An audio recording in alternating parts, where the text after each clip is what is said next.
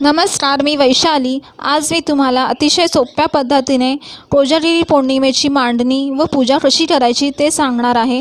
अश्विन महिन्यातील शुक्ल पक्षातील पौर्णिमेला कोजागिरी पौर्णिमा असे म्हणतात। या पौर्णिमेला शरद पौर्णिमा सुद्धा असे म्हणतात। तर वर्षभरातील सर्व पौर्णिमा तिथींमध्ये शरद पौर्णिमा म्हणजेच कोजागिरी पौर्णिमा ही अतिशय महत्त्वाची व शुभ मानली जाते। या दिवशी देवी लक्ष्मीची पूजा केली जाते, तसेच कुबेर देवताची, इंद्रदेवाची आणि चंद्रदेवाची पूजा केली जाते। तर पौराणिक प्रथेनुसार शरद पौर्णिमेच्या दिवशी माता लक्ष्मीचा जन्म झाला असे म्हणतात। तसेच या दिवशी देवी लक्ष्मी पृथ्वी तलावावर येते आणि भक्तांना सुखी व समृद्धी होण्याचा आशीर्वाद देते। या दिवशी रात्री देवांचा राजा इंद्रदेव सुद्धा पृथ्वी तलावावर फिरत असतो व पूजा कोण करत आहे ते पाहत असतो। पृथ्वी तलावावर येऊन पूजा करतो म्हणजेच असं कोण जागरण करत आहे असं तो म्हणत असतो व जे जागरण करत आहे त्यांच्यावर तो प्रसन्न होतो।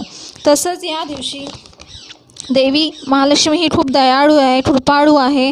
या दिवशी देवीची मोठी बहीण मात्र संकटी आहे, ती त्रास देते असे म्हणतात की तिला अक्काबाई असे म्हणतात। तसेच तिची अकृपा झाली तर ती अक्काबाईचा फेरा आला असे म्हणतात। तसंच पौर्णिमेच्या रात्री ती सर्वांच्या घरातून फिरते, कोण जागी आहे कोण झोपलेले आहे ते बघते।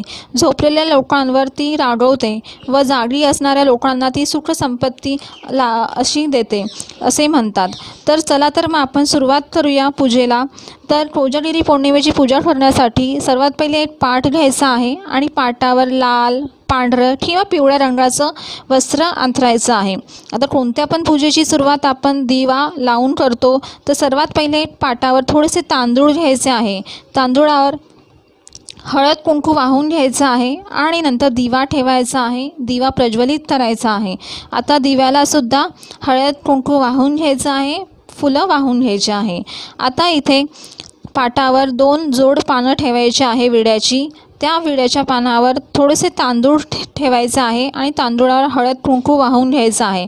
तर आता इथे आपण कुबेर देवताची पूजा करणार आहोत। तर कुबेराचं प्रतीक म्हणून इथे एक सुपारी घेतलेली आहे।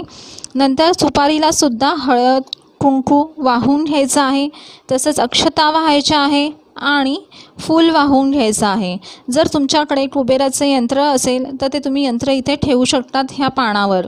आता आपण कुबेर देवताची पूजा झाल्यावर महालक्ष्मी देवीची इथे पूजा करून घेणार आहोत।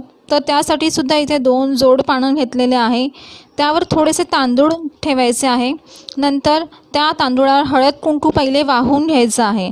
आता इथे मी महालक्ष्मीची मूर्ती इथे ठेवणार आहे। जर तुमच्याकडे महालक्ष्मीची मूर्ती नसेल तर तुम्ही इथे सुपारी ठेवू शकतात। तर पहिले कधी पण महालक्ष्मीची सुपारी आणि किंवा मूर्ती ठेवण्याआधी तिचा अभिषेक करून घ्या। एका ताम्हणामध्ये घेऊन सुपारी घेऊन त्यावर 5 वेळा पाण्याने अभिषेक करायचा आहे, 5 वेळा पंचामृताने किंवा दुधाने अभिषेक करायचा आहे आणि नंतर पुन्हा पाण्याने अभिषेक करायचा आहे। आता मी ह्या व्हिडिओमध्ये दाखवलं नाही कारण काय हा व्हिडिओ खूप मोठा झाला असता। नंतर ती सुपारी किंवा ती देवी लक्ष्मीची मूर्ती पुसून घ्यायची एका स्वच्छ कापडाने आणि नंतर ह्या तांदूळावर ठेवायची आहे। आता त्या देवी लक्ष्मीला सुद्धा हळद कुंकू वाहून घ्यायचं आहे, फूल वाहून घ्यायचं आहे, अक्षता व्हायच्या आहे। जर तुमच्याकडे देवी लक्ष्मीचा फोटो असेल किंवा विष्णुदेवाचा सुद्धा फोटो असेल तो पूजेमध्ये इथे ठेवायचा आहे। तर या दिवशी विष्णुदेवाची सुद्धा पूजा केली जाते आणि त्या फोटोला आता इथे माझ्याकडे महालक्ष्मीचा फोटो आहे तर मी इथे ठेवलेला आहे आणि त्या फोटोला हळद कुंकू वाहून घ्यायचं आहे, अक्षता वाहून घ्यायच्या आहे आणि फूल वाहून घ्यायचं आहे। विष्णुदेवाचा सुद्धा फोटो असेल तर तुम्ही त्याला हळद कुंकू अक्षता वाहून घ्यायचे आणि फूल व्हायचं आहे।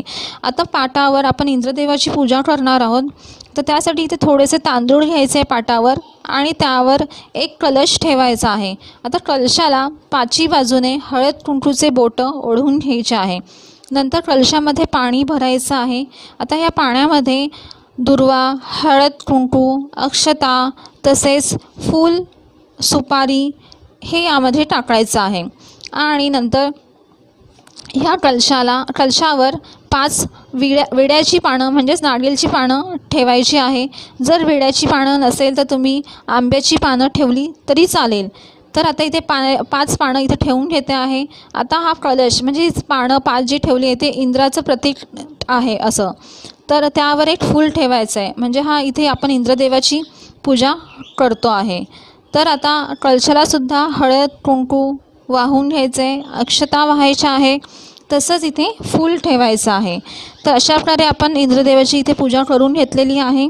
आता इथे पाटावर थोडेसे तांदूळ घ्यायचे आहे आणि या तांदूळाने पूर्ण असा मस्तपैकी असा गोल काढायचा आहे। हा म्हणजे आपला चंद्रदेव असणार आहे। तर असा भरीव असा हा गोल काढायचा आहे। तर ह्या चंद्रदेवालासुद्धा आपण इथे हळद कुंकू वाहून घ्यायचं आहे। हे चंद्राचं प्रतीक म्हणून आपण इथे काढलेलं आहे। तर हळद कुंकू अक्षता वाहून घ्यायच्या आहे आणि फूल वाहायचं आहे। तर अशा प्रकारे चंद्रदेवाची सुद्धा पूजा करून घ्यायची आहे। नंतर इथे नैवेद्य दाखवायचा आहे। तर नैवेद्य इथे दुधाचा नैवेद्य दाखवायचा आहे, कारण या दिवशी रात्री दूधचा नैवेद्य दाखवतात। तर आता ही पूजा जी आहे ती रात्री 12:30 ते 12:30च्या ह्यामध्येच करायची आहे आणि नंतर हा दुधाचा नैवेद्य सर्वांनी घरातील लोकांनी घ्यायचा आहे।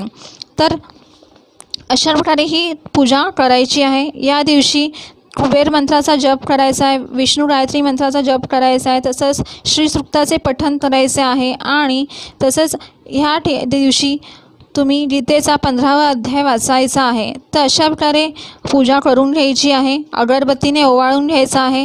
रात्री या दुधामध्ये चंद्र बघायचा आहे आणि सर्वांनी हा प्रसाद ग्रहण करायचा आहे।